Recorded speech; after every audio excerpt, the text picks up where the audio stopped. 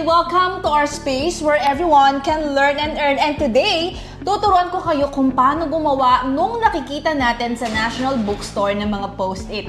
Ang tawag dito ay sticky note. Ano to? Ito yung pag pinipilas natin, pwede natin siyang idikit sa notebook natin, pwede natin idikit sa wall, pwede natin idikit sa kahit saan natin gustong idikit. Pag gusto natin ma-remind ng something or gusto nating sulatan yung husband natin, mag-iwan ng note or whatsoever. So yeah, we have simple tools and simple materials na gagamitin today. So, para hindi ka na mahirapan mag-cut ng paper, advisable na bumili ka ng mga pre-cut papers like this. So, yung size na gagamitin natin ay yung tinatawag nating A6. Ano yung A6? Ang size nito ay 105 by 148 mm. A6 is parang 1/4 siya ng A4 o one whole size ng bond paper na A4, okay? So, this is a pre-cut paper. And then next, kailangan natin ng dalawang klase ng glue. The first glue is the padding glue. Ano to? Ito yung gagamitin natin para i-bind yung ating sticky note. And this one is ito yung tinatawag nating repositional glue. Okay, so ito talaga yung magic sa project na gagawin natin. Ito yung gagamitin natin para pwede nating itanggal kabit yung ating paper o yung ating notepad para maging sticky note siya. And of course, kailangan natin ng binding clips and kailangan din natin ng silicone brush. So, this is optional kasi pwede mong gamitin yung daliri mo. Okay. So, wag na nating patagalin. Ipapakita ko sa inyo ang step-by-step process kung paano ginagawa ang sticky notes. So, here's the design na ginawa ko sa Canva. Ipiprint na natin siya. I'm actually printing pero ipapakita ko sa inyo kung paano nating babaguhin yung size ng ating paper para kahit pre-cut yung paper na gagamitin mo, saktong-sakto siya. So, I have here, i-zoom lang natin. Ayan. So, I have here save setting for the A6 plain paper. Pero, if you want to create your own, of course you want, we have here this one, the paper size. Ito siya, paper size. And then, click mo yan. And then, manage custom size. So, dito, dyan mo ilalagay yung size ng iyong paper. So, itong step na to ay applicable sa lahat ng paper size na gusto mong gamitin. So, like this one, for this project, we are using 105 by 148 mm. So, yan ang ilalagay mo dito sa width tsaka sa height. And then, pagtapos na yan, click on OK and make sure to save your current settings in preset. Okay? So, piniprint natin to. We're trying 30 lang, 30 sheets muna. And ipapakita ko sa inyo yung exact process kung paano siya magiging sticky note. We're done printing. Ito na ang ating notepad, sticky notepad. Ayan siya. Work smart, automate, delegate, and eliminate. So, ililista mo dyan kung ano yung mga bagay na pwede mong i-automate, kunyari mga labahin, pwede mo na siyang i-automate. O, diba?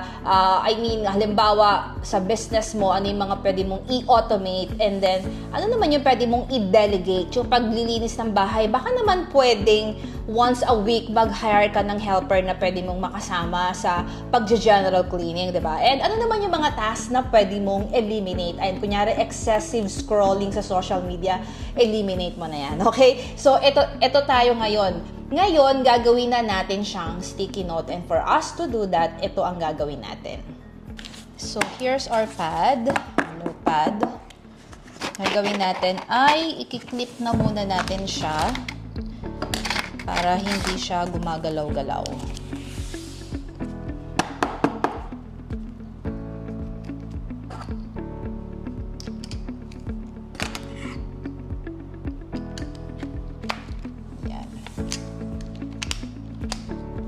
Then, gagamit na tayo ng Elmer's Repositional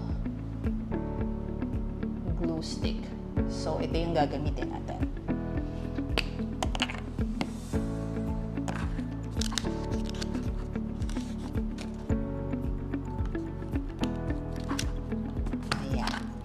So, ita-time-lapse ko to para mas mabilis.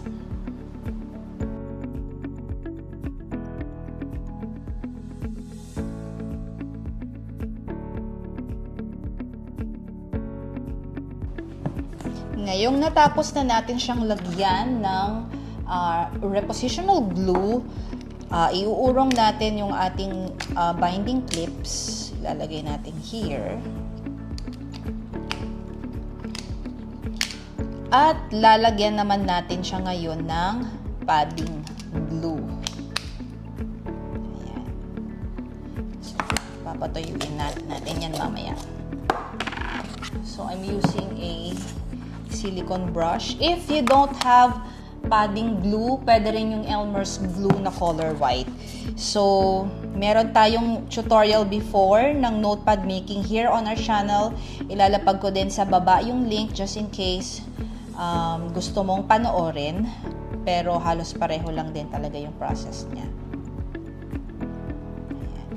And for finishing, gagamit pa rin tayo ng daliri, syempre. And, papatuyuin lang natin siya ng 5 minutes. So, we're done. Let's see if tuyo na. I think this is tuyo na. And I have here my book. Let's see kung didikit. Sticky note. Wow. There you go. Balik natin.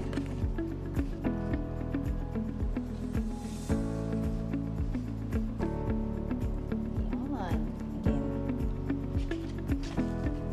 So, I'll put it here. Ayan. And isa pa. Let's try again. Dito naman natin ilagay sa printer, sa desk.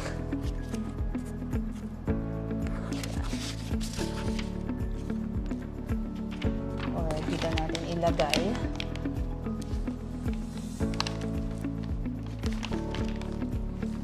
Ayan. So, ganyan lang kadali gumawa ng sticky note using Elmer's Repositional Glue. So, ibalik natin. Let's see. So, hindi siya napupunit, hindi siya nasisira. Balik din natin tong nasa book. Let's see. Ayan. So, this is our sticky note. Sobrang easy lang ng project natin today, but this is very useful. If ikaw yung nanay na ang dami-daming laman ng isip mo at gusto mong ilagay ang reminder sa lahat ng sulok ng bahay mo, this is for you. And I'm sure this is a product or, a paper product na pwedeng maging solution sa problema ng iba o sa problema ng market mo. So, these sticky notes are so easy to create. Just make sure that the glue you are using is the right glue. Hindi lang basta-bastang glue. Kasi kapag gumamit ka ng glue na hindi repositionable, then masisira lang yung paper mo. So, make sure that you are using the clear repositional glue ng Elmer's. Okay? So, sobrang excited ako makita ang output nyo. Again, ilalagay ko dito sa description box yung link ng ating template because this is so useful. Katulad na sinabi ko, you need to know what are the things that you should automate, delegate, and eliminate because you don't have to hustle hard. You have to work smart para mas mabilis ang iyong scaling and breakthrough. If gusto mo ng direction, gusto mo ng someone na mag-guide sa'yo in your journey as a mompreneur, I'm inviting you inside our DIY Premium. Hindi lang mga ganitong crafting tutorials ang makukuha mo inside. You'll receive a guided roadmap. Kung litong-lito ka na at overwhelmed ka na sa dami ng information na na-consume mo online at gusto mo ng real progress, gusto mo ng ng guided path, you want a roadmap for your success, I'm inviting you inside our DIY Premium community wherein kahit ikaw ay beginner, ikaw ay advanced, ikaw ay seller na, we have a roadmap for you.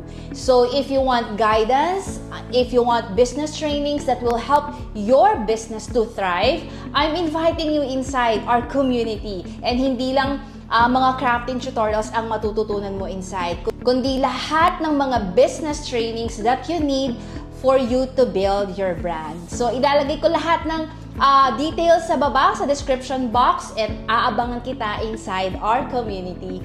So, I'll see you next time, mga Bibong Pinay. Bye!